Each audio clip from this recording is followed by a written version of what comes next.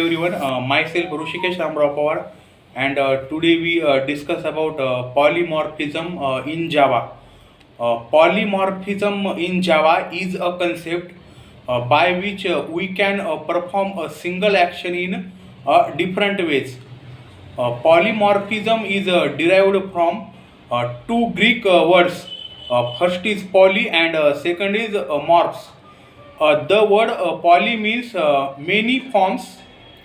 So polymorphism means many forms. There are two types of polymorphism in Java. First is compiled time polymorphism, and second is runtime polymorphism. We can perform polymorphism in Java by method overloading and method overriding.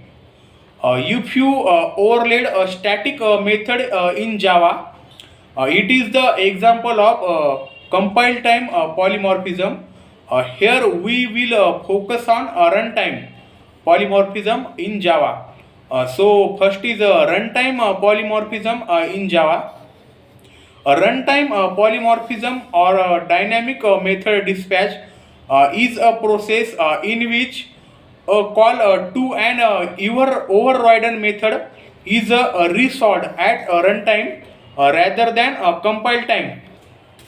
In this process, an overridden method is called through the reference variable of a superclass. The determination of the method to be called is based on the object being referred to by the reference variable. Let's first understand the upcasting before runtime polymorphism. Upcasting: if the reference variable of a parent class refers to the object of a child class, it is known as upcasting. For example, the example of runtime polymorphism. In this example, we can creating two classes, bike and splendor. A splendor class extend a bike class and overrides it run method. We are calling the run method by the reference variable of parent class.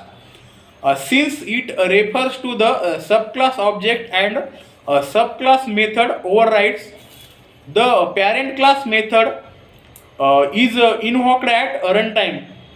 Since method invocation is determined by the JVM not compiler, it is known as runtime polymorphism. So second is Java runtime polymorphism. Consider a scenario where a bank is class that provides a method to get the rate of interest. So thank you everyone.